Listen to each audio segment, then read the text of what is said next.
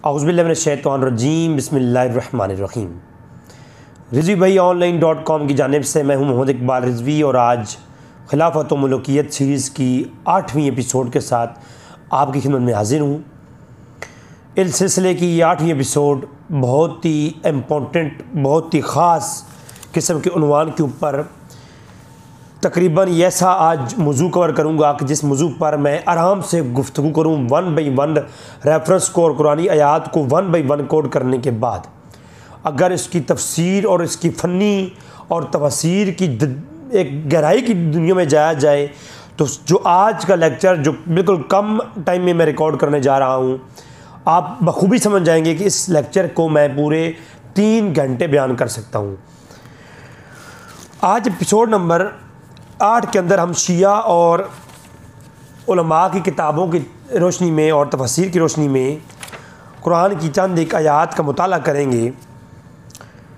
पिछली एपिसोड्स के अंदर मैंने इस इल्ज़ाम के सहाबा किराम मुनाफिक हो गए थे, मैंने कुरान की आयात करीमा आपकी बरगाह में पेश की थी जिसमें अल्लाह ने फरमाया कि जो वो सहाबा जो साबिकून अल-अव्वलून और अंसार और मुहाजिरीन हैं, वो जितने भी सहाबा हैं, कुल सहाबा वो सारे के सारे जन्नती हैं और वअदल्लाहुल हुस्ना, और अल्लाह ने उनके साथ वादा किया हुआ है और अल्लाह तबारक तआला उनसे खुश है, राज़ी है और उनके लिए जन्नत तैयार कर रखी है।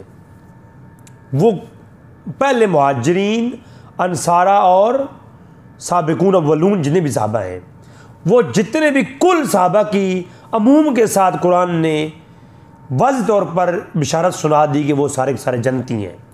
और उन सहाबा में मेरा चैलेंज मैंने किया था कि कोई एक शख्स भी ऐसा नहीं है कि जो इस्लाम लाने के बाद फिर गया हो, वो चाहे हुज़ूर की ज़हरी हयात हो या बाद में।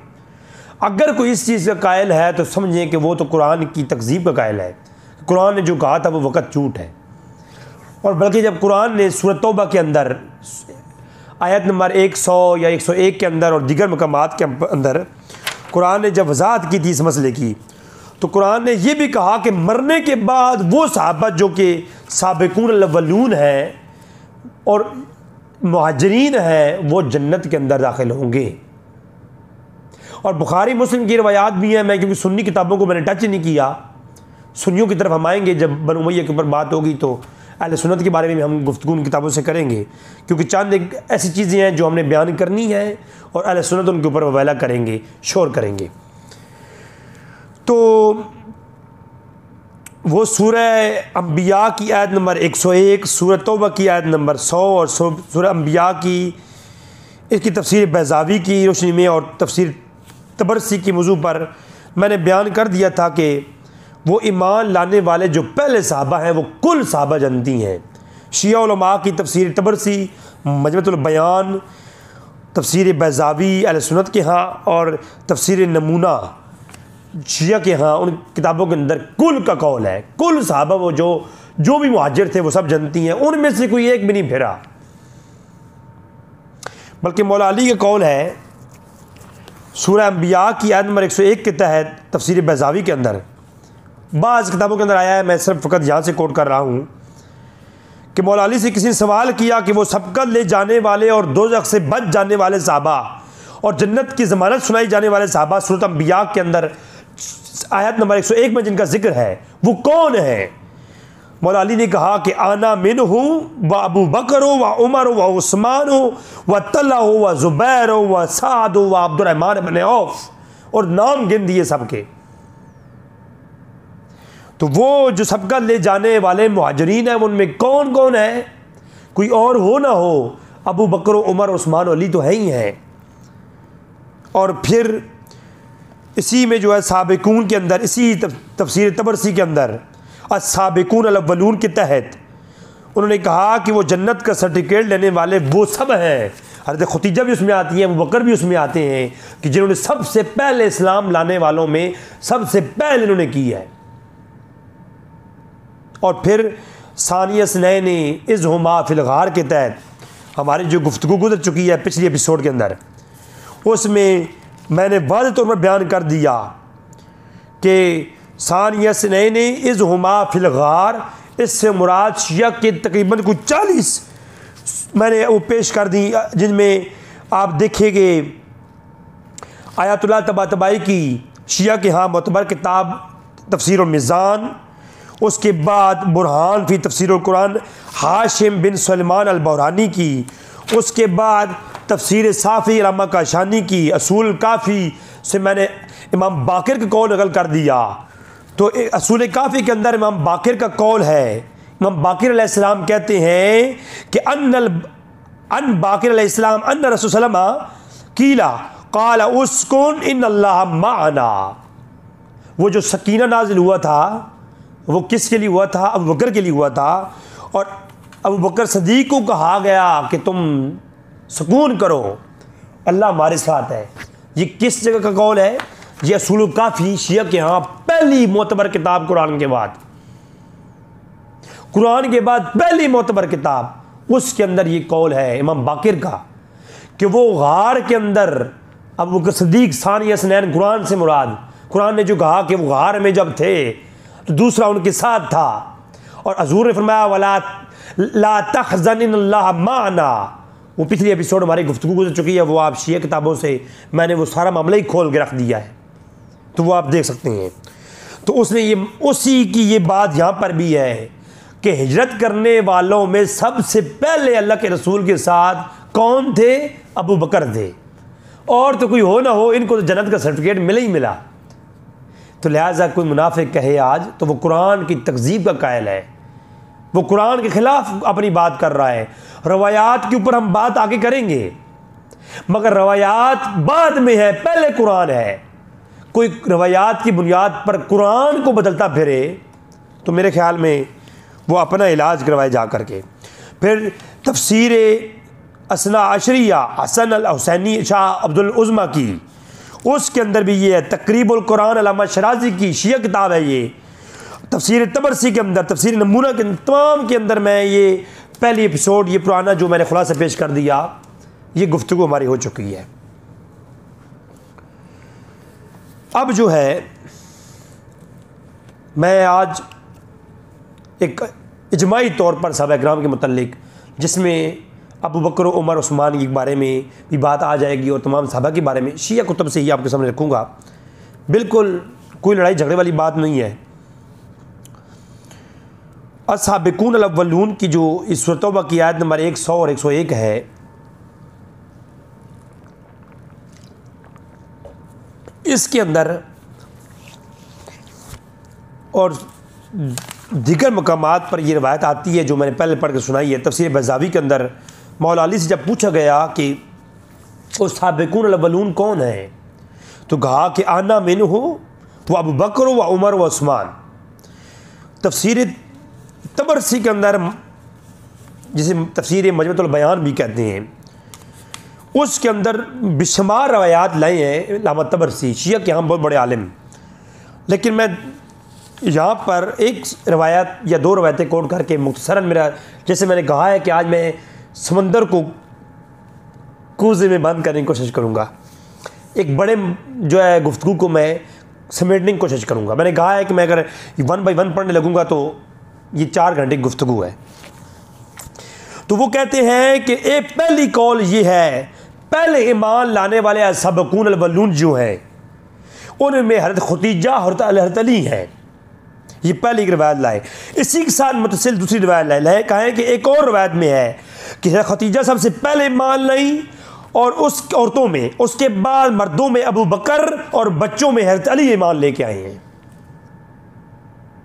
यानी अबू बकर सबसे पहले ईमान लाए। ये कौल भी शिया के आलिम अल्लामा तबरसी लाते हैं और लाने के बाद ये नहीं कहते कि ये रवायत मनगढ़ंत है, इसका रद्द किया है।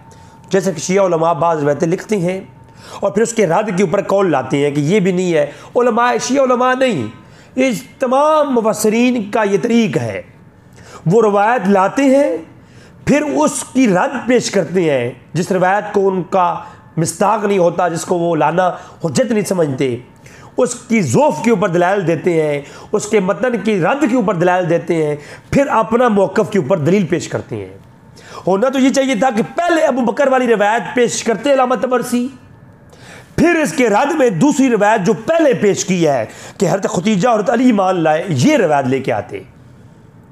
हालांकि ये रवायत पहले लाए कि हज़रत खदीजा ईमान लाई, मौला अली ईमान लाए, तो कहते हैं फिर एक और कौल है, वो दूसरा रवायत लाते हैं, कहते हैं रवायत ये है साबिकून अव्वलून में सबसे पहले ईमान लानों में दूसरी रवायत ये है कि खदीजा अबू बकर ईमान लाए और तमाम हज़रात ईमान लाए। अब आप देख लें कि ईमान लाने वालों में कौन सबसे पहले है, और साबिकून अव्वलून में तो ये शुमार है ही हैं। और कुरान ने दो टोक लफ्ज़ों में कह दिया, वो जो सबसे पहले ईमान लाए, तुम ला यस्तवी मिनकुम, तुम उनके बराबर नहीं हो। और मौला अली ने जो बलागा के अंदर भी तो ये खतबा दिया, हमारे पहले एपिसोड में गुजर चुका, कि ये जो सहाबा थे मेरे प्यारे, मौला अली ने जो बलागा के अंदर कहा कि जो वो सहाबा थे, तुम में उन जैसा कोई भी नहीं है।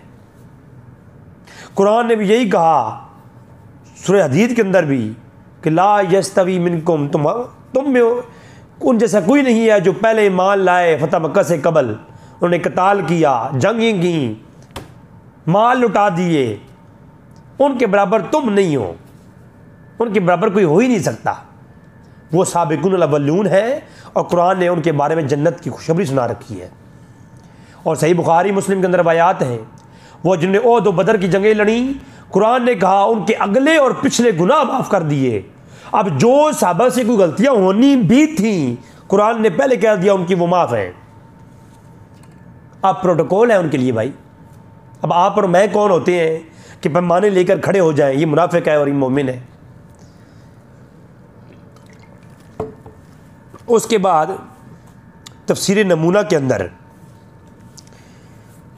मकारम साहब ये कहते हैं कि जिस आयत साबिकून अव्वलून के तहत, कहते हैं कोई आजकल लंबा चौड़ा दौर नहीं है यार कि मैं अब सारे जो है वो हवाला जात पढ़ता ही रहूँ, इशारा करता जा रहा हूँ। आप लोग नेट का दौर है, हो सकता है मैं झूठ बोल जाऊँ, हैं थोड़ा मेहरबानी करके तहकीक कर लो यार, ज़रा तफसीर नमूना को डाउनलोड करो नेट से, और ये जो आयत है साबिकून अव्वलून वाली, इसको निकाल के तफसीर पढ़ लो, 5 मिनट भी नहीं लगेंगे यार। आजकल तो वो दौर नहीं रहा कि मकतबे जाएंगे, किताबें लेंगे और पढ़ते हो ये वो आयत वो ढूंढते हो ये टाइम लगेगा, नहीं, जदीद दौर है यार, खुद तहकीक करो। अच्छा, तफसीर नमूना में है कि जी इससे मुराद जमी हजूर के सहाबा और तमाम के तमाम सहाबा हैं जो अव्वलून और साबिकून सबसे अव्वल ईमान लाने वाले। और कहा, किसी ने पूछा कि सारे सहाबा जन्नती हैं और बाज़ गुनाहगार भी तो थे। मकारम शादी शिया के आलिम में से सवाल किया गया कि जनाब उनमें तो बाज़ गुनाहगार भी थे, सारे सहाबा जन्नती कैसे? ये तो कुरान की आयत में है तो सारे जन्नती, तो बाज़ गुनाहगार भी थे। तो उन्होंने ये आयत सबूत तौर पर पेश की है कि ये जो कुरान में कह रहा है ना क्या साबिकून अव्वलून, ये अमूम के साथ है और इसमें बाज़ जन्नती हैं और बाज़ नहीं, इसकी कोई कैद नहीं है। ये है तफसीर नमूना मकारम शराजी की। बात खरी कर गया, शिया बात खरी कर गया। वो कह गया कि जनाब इसमें अमूम है, खुसूस नहीं है। जब कुरान ने ये नहीं कहा कि वो साबिकून साहब में से बाज़ जन्नती हैं बाज़ नहीं, तो आप और मैं कैसे खड़े हो जाएं पैमाना लेकर के? वो सारे जन्नती हैं और कुरान ने यही कहा है उसके मन के बारे में। इसके बाद आप देखें मुनाफिक कौन है और मोमिन कौन है। देखिए एक सवाल पैदा होता है, भाई वो मुनाफिक थे, इस पे दलील क्या है? सहाबा किराम में बाज़ सहाबा मुनाफिक थे, जिन हजूर के वो लाडले नामवर सहाबा वो मुनाफिक थे, इस पे दलील क्या है? पहली बात तो मैंने ये कही है, भाई जो सहाबा इस्लाम से फिर गए, पहले इस्लाम कबूल किया और बाद में मुनाफिक हो गए, अगर कोई सहाबा ऐसे थे तो वो साबिकून अव्वलून में से कोई नहीं थे, वो अशरा मुबशरा में से कोई नहीं थे, वो बदर की जंग करने वालों में से कोई नहीं थे, वो ओहद लड़ने वालों में से कोई नहीं थे, वो बैत रिज़वान वालों में से कोई नहीं थे, वो 313 वालों में से कोई भी नहीं थे। खुदा की कसम चैलेंज है मेरा क़यामत तक के लिए, अगर वो 313 में, वो बदर और ओहद लड़ने वालों में, वो बैत शजरा और रिजवान वालों में से, और वो अशरा मुबशरा में से कोई मुनाफिक था, कोई माई का लाल पैदा हुआ है, तो आए मेरे साथ कुरान में बात कर ले, असूल कुरान पर, असूल कुरान में बात करके मेरे साथ देख ले, इंशाअल्लाह तबीयत साफ हो जाएगी। उनमें कोई नहीं था। बाद में ईमान कबूल करने वालों में कोई मुनाफिक हो गया तो हो गया। कबल मक्का, फतह मक्का के कबल और अवलून साबिकान, अवलून और साबिकून मुहाजिरीन में से कोई, और अंसारा में से, मुहाजिर वो जिन्होंने हिजरत की, अंसारा वो जिन्होंने हिजरत करने वालों की इमदाद की, उनमें से कोई भी नहीं फिरा। अब आते हैं मुनाफिक की। अब सवाल पैदा होता है कि रिजवी साहब, अब वो साहबा में से मुनाफिक थे, कोई थे तो कुरान कह रहा है ना थे, सूरह तौबा का जिक्र हुआ है, तो वो मुनाफिक थे कौन? तो कुरान ने जब ये बताया कि बाज़ मुनाफिक थे, और वो जनाब हदीस के अंदर है कि मेरे साहबा में 12 मुनाफिक हैं, वो तो खैर आगे चल की बात आएगी ना। तो जब साहबा में 12 मुनाफिक थे, तो वो मुनाफिक थे कौन, उनकी इलामात क्या थी, और मुनाफिक होता कौन है? कुरान ने ये क्राइटेरिया भी दे दिया, कुरान ने ये भी बता दिया। मेरे सामने है तफसीर मीज़ान, तफसीर और मीज़ान अलामत तबातबाई की, शिया आलिम है, और मैं कहता हूँ अलामत तबातबाई ने ना शिया के यहाँ हक अदा किया है तफसीर करने का। अलामत तबातबाई ने हक अदा कर दिया तफसीर करने का।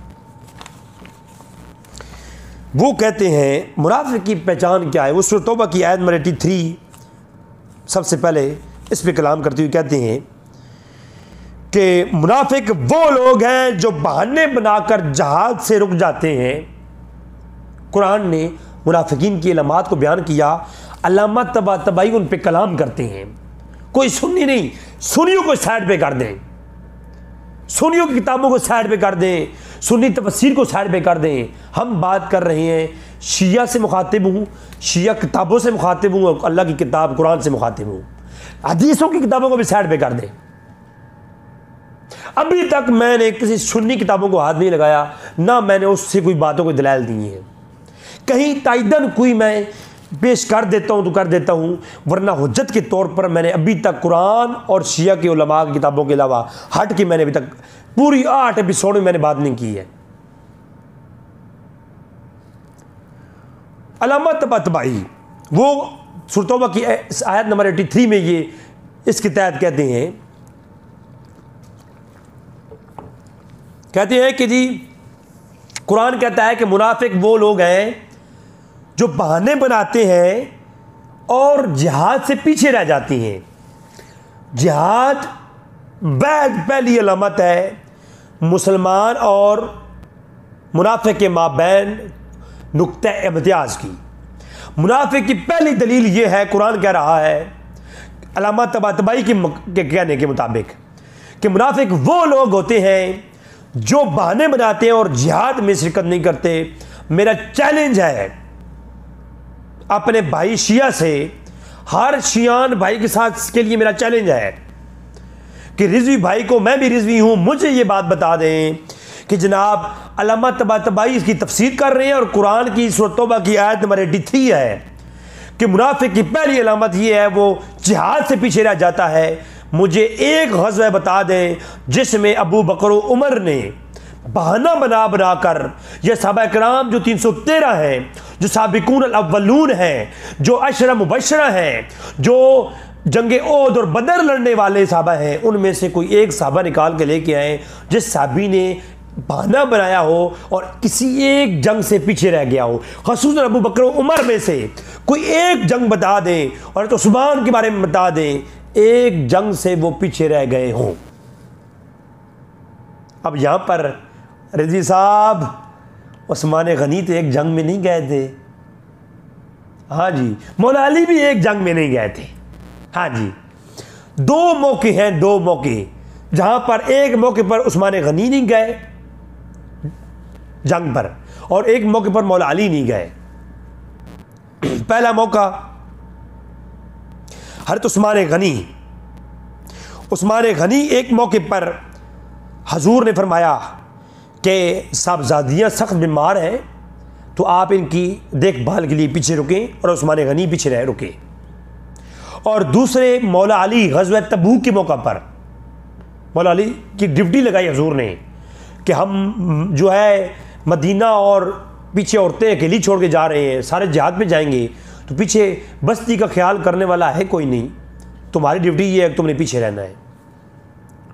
हजूर के हुक्म, फिर कुरान नाजिल हुआ, वो आज मेरी गुफ्तगू नहीं है, कुरान नाजिल हुआ। वो लोग जो जिहाद पर हजूर के हुक्म से रुके, उनके बारे में कुरान नाजिल हुआ कि उनको अजर जिहाद जितना ही मिलेगा। तो इन सहाबा इकराम में से कोई एक जंग में से भी कोई एक साहबी ने भी बहाना नहीं बनाया, पीछे नहीं रहे, और वहां जा करके कोई बुज़दिली भी नहीं दिखाई।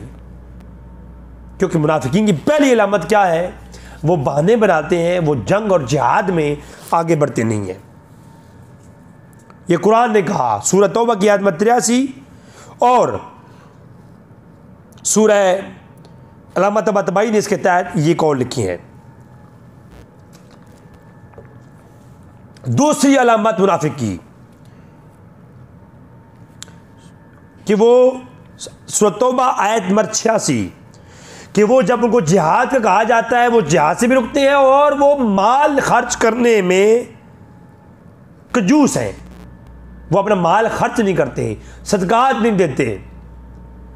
तो सूरह तौबा की आयत नंबर 86 में दूसरी जो निशानी है वो ये है कि जो मुनाफिक है वो अपना माल इस्लाम के लिए पेश नहीं करता।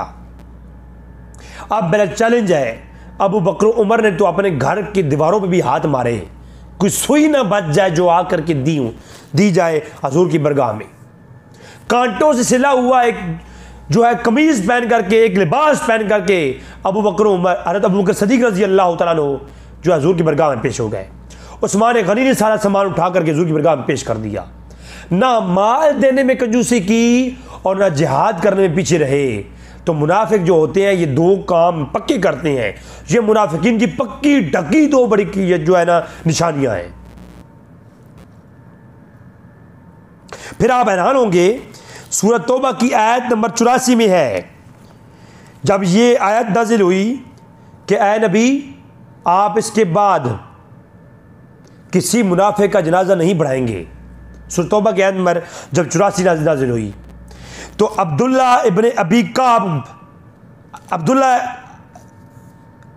उबई इब्ने काब, जो अब्दुल्ला इब्ने उबई मुनाफिक था, एक मशहूर मुनाफिक, उसका हजूर जनाजा पढ़ाने लगे और उस जनाजे में एक बड़ी तादाद में मुनाफिक मौजूद थे।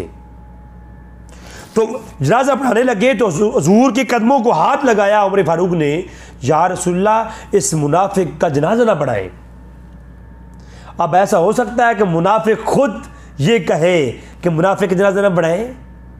हाँ, ये शिया किताबों में तफसीर तबाई की तफसीर मिज़ान उठा लें, मजमुअतुल बयान तबरसी की उठा लें, और ये दीगर तफसीरें शिया की समझ में भरी पड़ी हैं। मैं फ़कत पढ़ते जा रहा हूँ।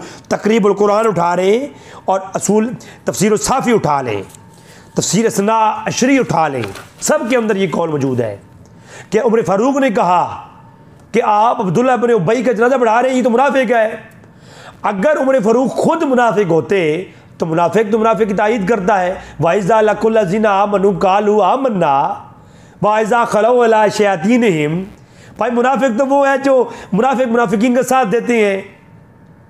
मुनाफिक तो मुनाफिक का सक्का है। मुनाफिक तो वो है जो कि थे काफिरों के साथ, लेकिन आग के मोमिनों के अंदर मुसलमानों का रूप धार के बैठे हुए थे इस्लाम को नुकसान पहुंचाने के लिए। तो अब्दुल्ला इब्ने उबई के जनाजा पढ़ाने लगे अल्लाह के रसूल। उमर फारूक ने कहा, या रसूलल्लाह ये मुनाफिक है, इसका जनाजा मत बढ़ाएं। हजूर ने किसी हिकमत के तहत जनाजा बढ़ा दिया।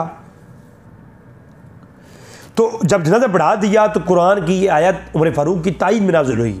अलामत तबाई ने लिखा और शिया के अलामत तबरसी ने और दीगर बुजुर्गों ने लिखा, शिया उलमा ने लिखा कि ये कुरान की आयत उमर फारूक की तायीद में नाज़िल हुई है कि अल्लाह के रसूल को जो मशवरा दिया था उमर फारूक ने मुझे ये बताओ, मुनाफिकीन की ताईद में कुरान नाज़िल होता है ज़ालिमों? ओ यार कुछ समझाओ भी तो, कोई यार मंतक भी तो इस्तेमाल करो, अकल वाली इस्तेमाल करो। उमर फारूक मशवरा दें अल्लाह के नबी को और कुरान नाजिल हो, अल्लाह ये कहे कि ऐ नबी उमर की जो सिफारिश थी या उमर का जो मशवरा था, हम उमर के साथ हैं।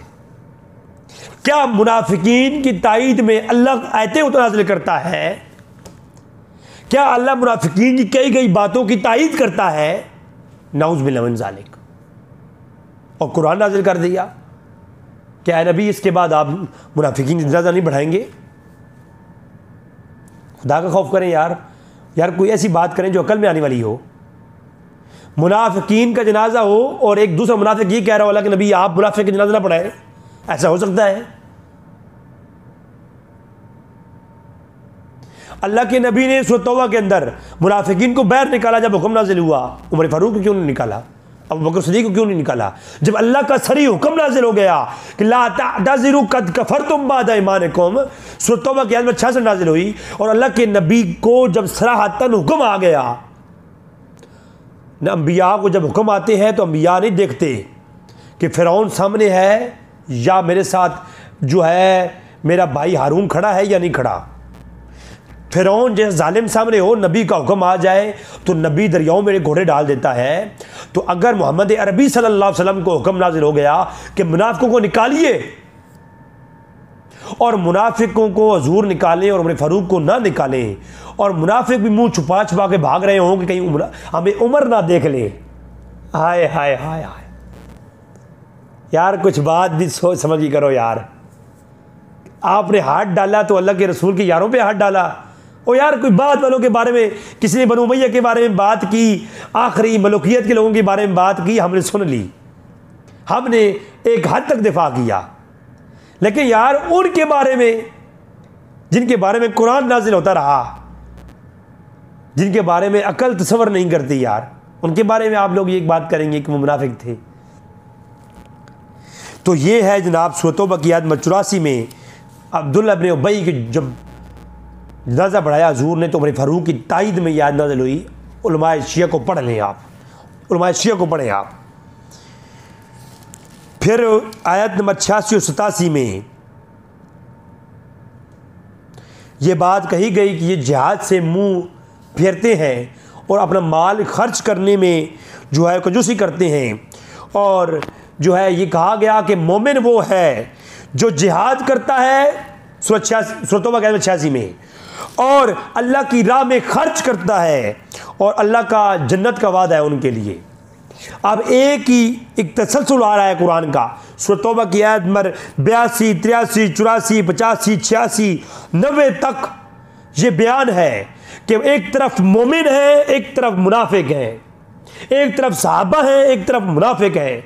कुरान खोल खोल कर बयान कर रहा है। मुनाफिक वो है जो जिहाद से रुकते हैं, अपना माल खर्च करने से रुकते हैं। मोमिन वो है जो जिहाद की तरफ जलते हैं, जिहाद भी करते हैं, पैसा भी लगाते हैं, और अल्लाह ने उनके साथ जन्नत का वादा किया हुआ है।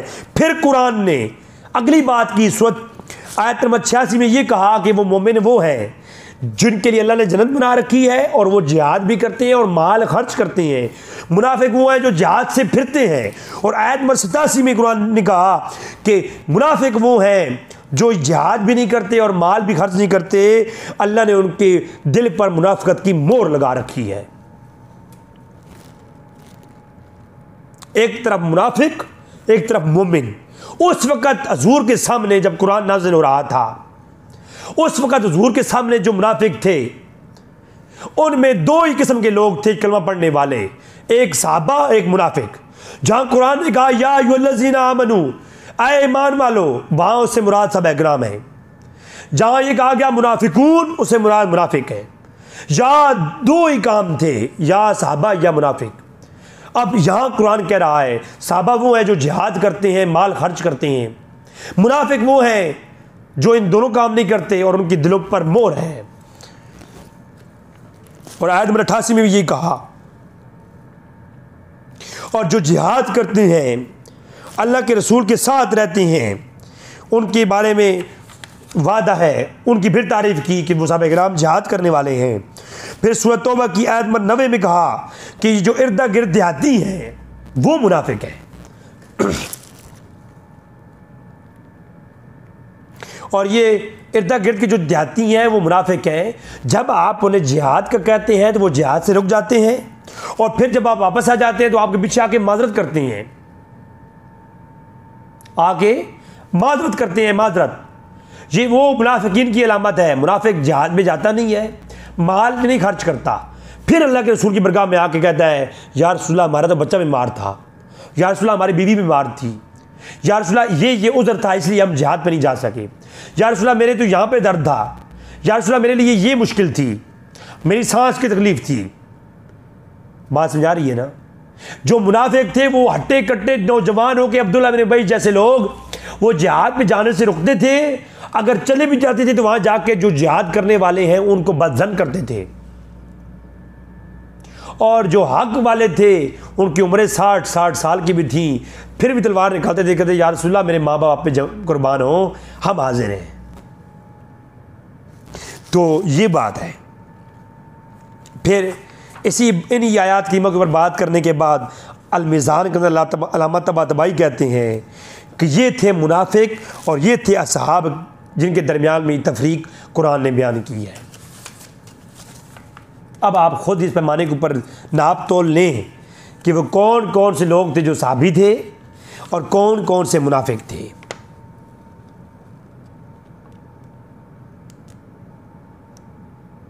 मैं ये गुजारिश करूँगा कि अल-मीज़ान जो अल्लामा तबातबाई की तफसीर तौबा है इसको पूरा पढ़ लें तो आपको बात समझ आ जानी है इंशाअल्लाह ताला। अब सूरह अनाम की आयत नंबर 122 के अंदर अल्लामा तबातबाई ही कहते हैं कि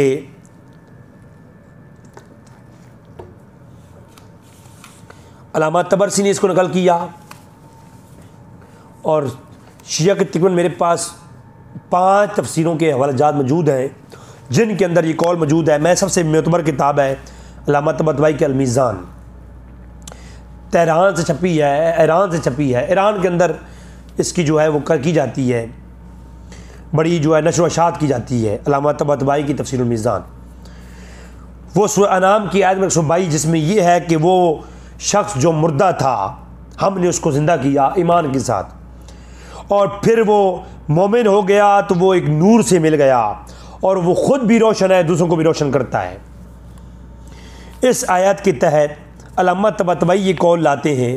शिया की तफसीरों के अलावा कई एक कुतुब हैं जिनके अंदर ये कौल आया है। आगे उमर फ़ारूक की हम जब सहाबियत के ऊपर एक तफसीली बहस करेंगे तो उसमें ये सारे कौल लेके आऊँगा इंशाअल्लाह। अल्लामा मुफीद ने, शेख मुफीद ने, और जो है बहुत बड़े अल्लामा बाक़र मजलिसी ने इस पर कलाम किया है। तो मैं सिर्फ अल्लामा तबातबाई का हवाला कोट कर रहा हूँ अल-मीज़ान से, आराम से ये नेट के ऊपर से आपको ये तफसीर मिल जाएगी। तो वो कहते हैं कि वो शख्स जो पहले मुर्दा था, कुरान ने कहा सूरह अनाम की आयत नंबर 122 में कि वो जो पहले मुर्दा था अल्लाह ने ईमान दिया और वो ज़िंदा हो गया, और फिर वो मोमिन हो गया और नूर चमकने लगा और वो दूसरों को भी रोशन करता है। इससे मुराद 2 कौल हैं। कौल अव्वल कि इससे मुराद अम्मार इब्न यासिर हैं जिनके बारे में ये आयत नाजिल हुई है, और कहते हैं कौल नंबर दूसरा ये है कि इब्न अब्बास और ज़ैद इब्न असलम ने इसको रवायत किया कि वो शख्स जिसको अल्लाह ने ईमान की दौलत दी और वो रोशन हो गया, उससे मुराद उमर है। और सूरत अनाम की आयत 122 में वो शख्स जो जिससे अल्लाह ने नूर छीन लिया और वो तारीकियों में चला गया, उससे मुराद अबू जहल है। कि सूरत अनाम की आयत 122 में है कि एक शख्स को अल्लाह ने ईमान दिया, उसे नूर मिल गया और वो रोशन हो गया, और दूसरा शख्स जो तारीकी में घुस गया और वो तारीकी में खो गया। कहा कि रोशन होने वाला शख्स उमर है और तारीकी में खो जाने वाला अबू जहल है। वो पहले काफिर था फिर मोमिन हो गया। बात कहने लगे से मुराद मौला अली है। मौला अली कौन से काफिर थे? पहली बात तो ये है, बाज़ अहले सुन्नत कहते हैं कि उन्होंने इस्लाम कबूल किया है, मेरा ये अकीदा है, इंशाल्लाह मेरी गुफ्तगू आएगी मौला अली के मुतालिक खलीफा अरबा के ऊपर, फिर हम मौला अली के बारे में बात करेंगे। मेरा अकीदा ये है कि जैसे मोहम्मद रसूलुल्लाह नबी पहले से थे, ऐलान नबूवत बाद में किया, तो वो इजहार इस्लाम था, कबूल इस्लाम नहीं था। इंशाल्लाह वो मौला अली की शान में आगे गुफ्तगू आएगी। तो मौला अली के बारे में एक कौल बातिल है जो आगे लिखा है इन्होंने, मैं नहीं मानता इसको, कि मौला अली ने जो है वो पहले, इस आयत से मुराद कि वो पहले काफिर था, तारीकी में था, फिर वो इस्लाम कबूल कर लिया। सूरह अनाम की आयत में 122 के अंदर मौला अली का जिक्र नहीं, हाँ उमर फारूक का जिक्र हो सकता है, वो पहले तारीकी में थे, कुफ्र में थे। अल्लाह तबारक तआला ने उनको इस्लाम की नूर अता फरमाया और वो रोशन हो गए। अल्लामा तबातबाई कहते हैं या इससे मुराद अमार बिन यासिर है, और दूसरा कौल इब्न अब्बास और ज़ैद बिन असलम सनद के साथ लाए हैं, कहते हैं सनद के साथ ये कौल है कि इससे मुराद उमर फारूक है और तारीकी में जाने वाला शख्स अबू जहल है।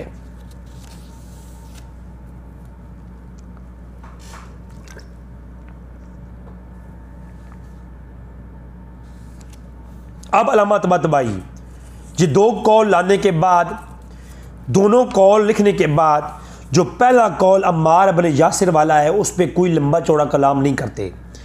जो उमर फारूक वाला कौल है कि वो शख्स जो पहले ईमान लाया और रोशनी में चला गया वो उमर है, और जो तारीकी में चला गया वो अबू जहल है।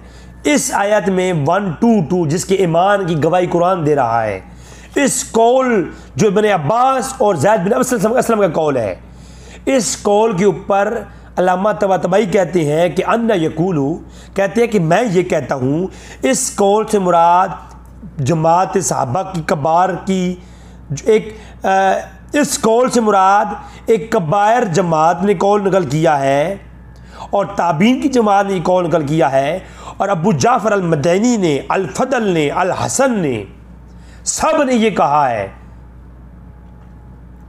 कौन कहते हैं? अल्लामा तबातबाई कहते हैं कि मैं ये कहता हूं कि एक जमात ने ये कहा है, और ये कबायर जमात में से एक जमात जिसने ये नकल किया है, और ताबीन ने नकल किया है, और अबू जाफ़र अल मदनी ने नकल किया है, अल फदल और अल हसन ने नकल किया है, और सब के नाम ले लेकर कहते हैं, उन सब ने ये नकल किया है कि वो शख्स जो रोशन हो गया उससे मुराद ईमान के साथ वो उमर है, और जो तारीकी में चला गया उससे मुराद कौन है? अबू जहल है। तो ये कौल उमर फारूक के मुतल्लिक। फिर जनाब सूरह अनाम की आयत नंबर 125 की तहत अल्लामा तबातबाई कहते हैं, मैंने अर्ज़ किया कि दीगर किताबों में है, मैं फ़कत चूँकि मैंने कहा है कि अगर मैं 1 बाय 1 पढ़ूँगा, आयतें पढ़ूँगा और इनकी ये इबारात पढ़ूँगा जैसे पिछला, तो पिछले एपिसोड के अंदर मैंने जस्ट 4 हवालों में दिए, तो 40 मिनट की एपिसोड बन गई है। तो दोस्त कहते हैं कि लंबी लंबी जो एपिसोड होती हैं वो मुश्किल होती हैं, तो मैंने इसको क्लोज़ कर दिया कि मैं सारे मवाद को इकट्ठा कर दूँ। सूरह अनाम की आयत नंबर 125 में कि वो अल्लाह तबारक तआला उसका सीना रोशन करता है और उसका दिल खोल देता है, रोशन करता है, और वो ख़ुद भी रोशन है, दूसरों को भी रोशन करता है। तो अल्लामा तबातबाई कहते हैं सूरह अनाम की आयत नंबर 125 के तहत कहते हैं कि इमाम अली रज़ा का कौल है, असनाद के साथ अल अयून के अंदर भी ये कौल है। कौन कहते हैं? अल्लामा तबातबाई कि अल अयून के अंदर भी, किताब अल अयून के अंदर भी ये बात है, और इमाम अली रज़ा का कौल है। किसी ने इमाम अली रज़ा से पूछा कि इस आयत का क्या मफ़हूम है कि वो ख़ुद भी रोशन है, उसका सीना भी रोशन करता है, और सीने क्या जो है सीने कैसे रोशन होते हैं कि वो ख़ुद रोशन हो गया, नूर मिल गया, और वो दूसरों के सीनों को रोशन करता है, उसका सीना भी रोशन है। तो इमाम अली रज़ा से किसी ने पूछा कि सीना रोशन कैसे होता है?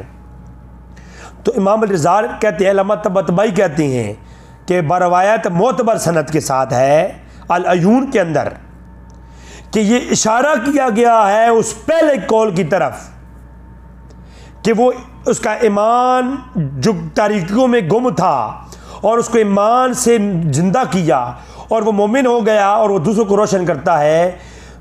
इससे मुराद क्या है कि वो तारीकी में खोने वाला कौन है? अबू जहल है, और रोशन होने वाला कौन है? उमर फारूक है। जैसे अल्लाह ने उमर फारूक मारने के इरादे से आए थे और अल्लाह ने उसका सीना खोल दिया, अल्लाह इस तरह सीने खोलता है। मुझे ये बताओ यार, जिनकी ईमान लाने को बतौर मिसाल पेश किया जा रहा हो। अल्लामा तबातबाई कहते हैं और इमाम अली रज़ा कहते हैं वो मुनाफिक थे। यार मुनाफिकों का ईमान भी बतौर मिसाल पेश किया जाता होता है। यार मुझे कुछ बात समझ में नहीं आई। फिर इस तरह है, सूरत तौबा की आयत नंबर 274 है, 274 है और 262, दोनों आयात करीमा के अंदर मफहूम एक ही है। मैं पेश कर देता हूँ कि मोमिन वो हैं जो माल खर्च करते हैं और जिहाद करते हैं, और एक तफसील तलब यानी बहस है। तो अल्लाह सूरह बकरा के अंदर 274 में फरमाता है कि मोमिन वो हैं जो माल खर्च करते हैं। इस आयत की तफसीर में अल्लामा तबातबाई इब्न अब्बास का कौल लाते हैं कि ये मौला अली के लिए नाजिल हुई कि वो मौला अली हैं जो हालत नमाज में भी माल खर्च करती हैं। ये कौल लाने के बाद कहते हैं एक कौल इस आयत के मुतालिक और भी है। पहला कौल मौला अली के मुतालिक, देखें तफसीर का ये असूल है कि एक आयत जब मुख्तलिफ सहाबा इकराम के साथ जुड़ी हुई हो वो फजीलत सब के लिए होती है। ठीक है, एक आयत जब किसी साहबी की फजीलत में नाजिल हो तो वो चाहे मौला अली के लिए हो या अबू बकर सिद्दीक़ के लिए हो, वो दोनों के मुतल्लिक होगा। और कौल जब अकवाल दो सहाबा के मुतल्लिक आ जाए एक आयत के मुतल्लिक, तो वो आयत दोनों की फजीलत पर दलालत करेगी। और देखिए आप, फिर अगर तबातबाई जैसे उलमा इन कौलों को लाने के बाद मौला अली वाले कौल को साबित करते और इस कौल का रद्द करते तो फिर बात बनती थी। रद्द नहीं करते, दोनों कौल को लेते हैं और तफसीर के उलूम के मुताबिक दोनों कौल को दर्ज करते हैं और दोनों कौल दे देते हैं अवाम को कि कोई जो मर्ज़ी ले, दोनों कौल को ले ले। दोनों हज़रात इस आयत के मिस्ताक हैं। अब इस आयत में कि सूरह बकरा के अंदर है कि वो माल खर्च करते हैं, पहला कौल लाए इब्न अब्बास का कि इससे मुराद मौला अली हैं जो कि हालत नमाज में भी खर्च करते हैं। दूसरा कौल लाए कि हाज़िल आया नज़ल तो फी अबू बकर तस्दीक और अरबाइना अल्फ दिनार अशरा बिल्लैलिन अशरा वन नहारिन अशरा सहरिन अशरा अलानियतिन।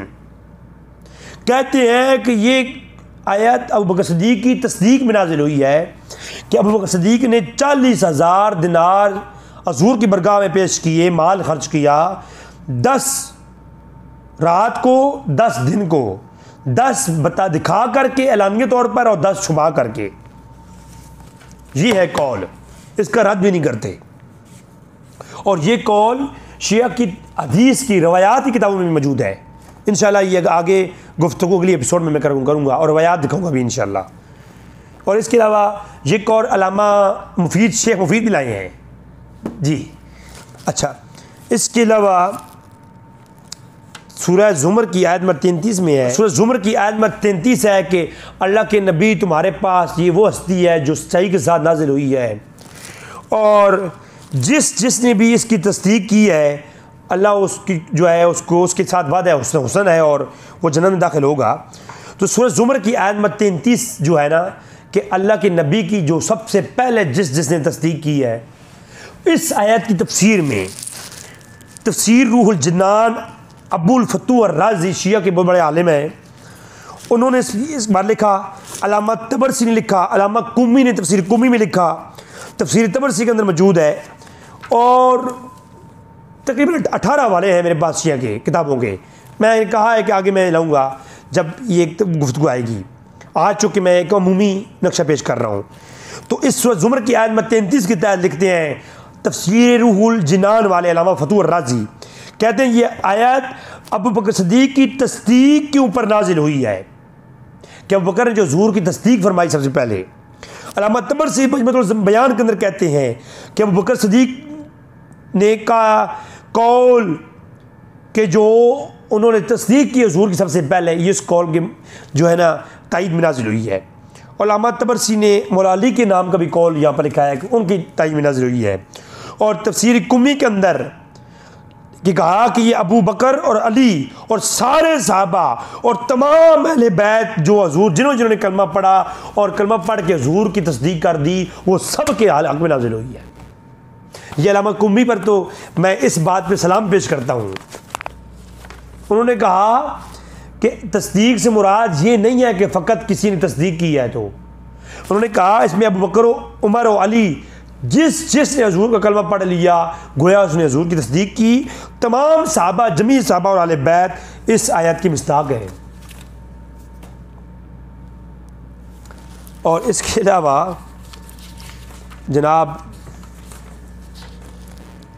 फिर यहाँ पर बात ख़त्म नहीं हुई, बल्कि मैं इंशाअल्लाह आगे चल के कि फिर मैं बात लाऊंगा कि सहाबा किराम रिज़वानुल्लाह अजमईन, शिया उलमा के जो अकाबरीन उलमा हैं, उनमें कोई भी ऐसा नहीं था जो कि इस तरीके से तबर्रा करता हो सहाबा किराम पर। इख्तिलाफ और बात है, मैं इख्तिलाफ की बात नहीं कर रहा। इख्तिलाफ सहाबा को सहाबा से था, सहाबा को सहाबा से इख्तिलाफ। मैंने यहाँ पर नहीं कहा कि उमर फ़ारूक ने हजूर से कह दिया या रसूलल्लाह आप जनाज़ा ना पढ़ाएं। एक सहाबी की क्या मजाल है कि हम नबी को कहे कि आप जनाज़ा ना पढ़ाएं। ये भी बज़ाहिर इख्तिलाफ है, मगर इख्तिलाफ और चीज़ है। किसी बात पर रोक टोक करना या बात करना ये और चीज़ है। नऊज़ बिल्लाह मुनाफिक, काफिर और हक गज़ब करने वाले और ऐसे अलकाबात और गालियाँ और लानतें करना, अल्लाह मलान के लफ्ज़ के साथ उन पर लानतें करना, ये ना किसी शिया का अकीदा है और ना किसी मुसलमान का अकीदा है। किसी मुसलमान का ये अकीदा नहीं है। और इस्लाम की तारीख़ में ये अकीदा 450 साल के बाद शुरू हुआ। इंशाअल्लाह तबारक ताला वो मैं आपको दिखाऊंगा।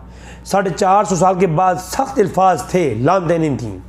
650 साल या भी 800 साल के बाद जाके लानतों वाला रिवाज आया है। इससे पहले लानतें भी किसी ने नहीं की हैं। खुदा की कसम कोई शिया किताबों से भी नहीं दिखा सकता कि हज़ारों साल पहले या आज से कुछ 700 साल 800 साल पहले लानतें होती थी अबू बकर उमर के ऊपर। ये सुलैम ने कैस अल-अमरी की किताब सकीफ़ा जब सामने आई, किताब सुलैम ने कैस, उसके बाद इंतशार फैला और वो इंतशार लानतों पर इस ज़माने में आगे बढ़ा है, पहले नहीं था। अल्लाह तबारक तआला से दुआ है रब ताला में कुरान, ये सारा मैंने कुरान पढ़ा है, सारा कुरान है। ये किसी शिया सुन्नी की किताबें की बात नहीं है। मैंने कुरान पढ़ा और कुरान का फ़हम शिया से पेश किया है मैंने। अब कोई कुरान का इनकार कर दे तो उसको हम समझा नहीं सकते, क्योंकि कुरान के बाद तो उसने खुदा का इनकार कर दिया। क्योंकि कुरान नहीं तो खुदा किधर है? फिर कौन है नबी? कोई नहीं जानता। आज हमारे कोई कहे नबी किधर है, हम कहेंगे जी नबी की किताब मौजूद है। कुरान को देख करके एहसास होता है कि अल्लाह के नबी थे, और अल्लाह के नबी को देख करके ईमान होता है कि अल्लाह भी है। वरना ना कुरान को नाज़िल होते किसी ने देखा, ना जिब्रील को पढ़ते किसी ने देखा, ना किसी ने खुदा को देखा। पहले 1,24,000 पैगंबर किसी ने नहीं देखे। खुदा की कसम पहले कुरान और किताबें आसमानी नाज़िल होते किसी ने नहीं देखी। ना किसी ने कुरान को देखा, ना हदीस को देखा, ना फरिश्तों किसी ने देखा, ना जन्नत और जहन्नम को किसी ने देखा, ना किसी ने भी। बस रसूल ने कह दिया खुदा है तो मान लिया खुदा है। उन्होंने कह दिया ये कुरान है तो मान लिया कुरान है। उन्होंने कह दिया कि ऐसा होगा तो हमने मान लिया ऐसा ही होगा।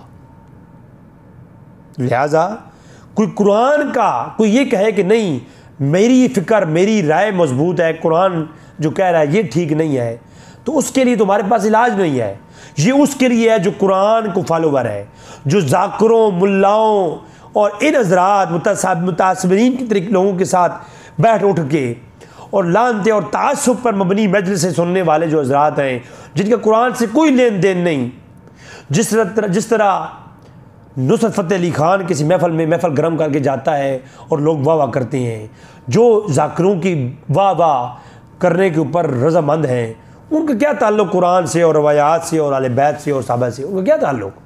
वो तो ज़ाकिर के मानने वाले हैं। वो थोड़े कुरान और हदीस और आले बैत और सहाबा के मानने वाले हैं।